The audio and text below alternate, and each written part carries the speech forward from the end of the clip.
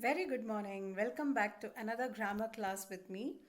Like I told you yesterday, today we'll be completing the uses of passive voice in all the forms of tenses.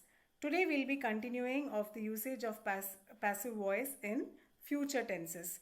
Unlike the other tenses, here in case of passive voice in future tenses, we are going to use it only under two forms of future tense. The first one will be simple future tense and the other form of passive voice usage will be in future perfect tense. Remember children, like the past tense and the present tense, we did not use the continuous perfect forms in those two, but in case of future tense we are not going to use the continuous form as well as the perfect continuous form. In case of future tenses passive voice, we are only going to use simple future tense and future perfect tense. Let's take a look at the examples. Before we look at the examples, here we have the structure of passive voice and active voice under future indefinite tense, which is also the simple future tense. So like you all know, the active voice structure for future tense sentences: subject plus will or shall plus the base form of verb plus object and the remaining part of sentence. Here we have I shall make breakfast today. I is the subject. Shall tells that we are talking about future. Make is the verb. Breakfast is the object. And when it is going to happen? Today. So it is in the future of today. It has not yet happened. So any time from now, after now, is considered as future. Okay children? When we reverse this sentence as a passive voice sentence, the structure also changes. The object comes in the beginning plus will or shall will follow. Here, because we are writing it in passive voice, we need to use the be verb be. And then third form of verb plus the subject and any remaining part of the sentence. So let us take the same sentence which we used in active voice and convert it into passive voice. So what happens here? Breakfast shall be made by me and today. Okay. Let us look at a few more examples. I will make eggs tonight. Eggs will be made by me tonight. We will celebrate Christmas this year. This year, Christmas will be celebrated by us. Alternatively, you can also write that Christmas will be celebrated by us this year. The Gita will be read by the Pandit. What do you mean by the Gita? In India, when we speak about Gita, that too with the article the Gita means we are talking about Bhagavad Gita. Okay. So the Gita will be read by the Pandit. So here Pandit is the person who is going to read Gita. So he is the object. He is the subject who is going to do something. What is he going to do? He is going to read. What will he read? Gita. So let us bring it back into active voice form. The Pandit will read the Gita. So you now know how to use the structures of passive voice into active voice and active voice into passive voice.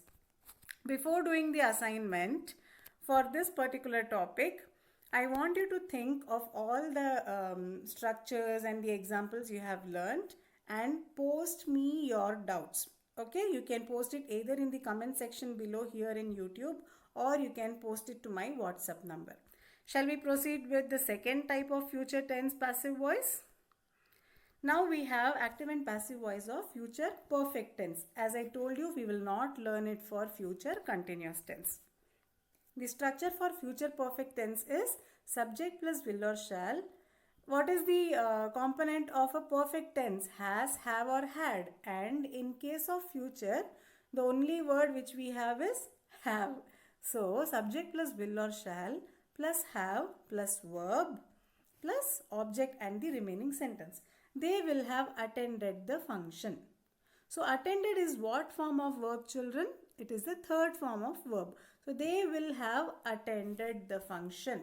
Let us convert it into passive voice with the structure object plus will or have plus been plus verb in third form plus subject.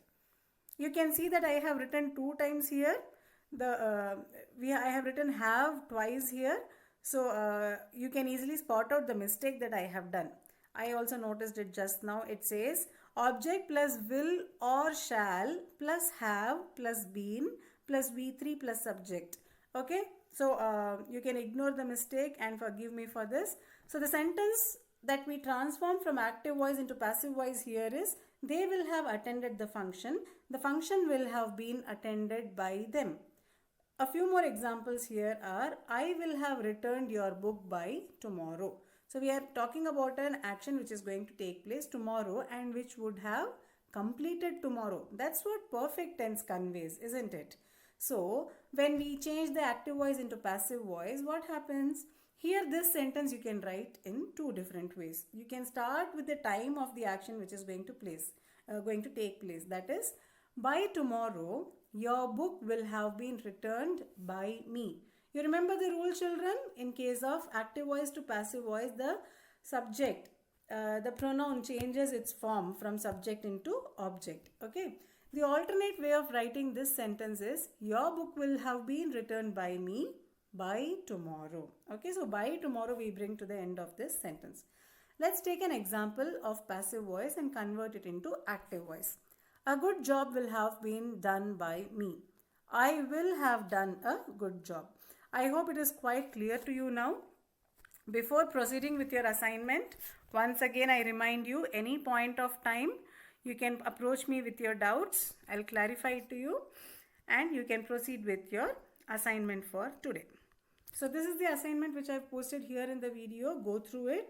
And like I told you yesterday, whenever you receive an assignment and whenever you watch or learn a topic, immediately you try to complete the assignment so that it will be a recap in itself for you. Once you learn, you apply it in practice and then it always remains fresh in your mind.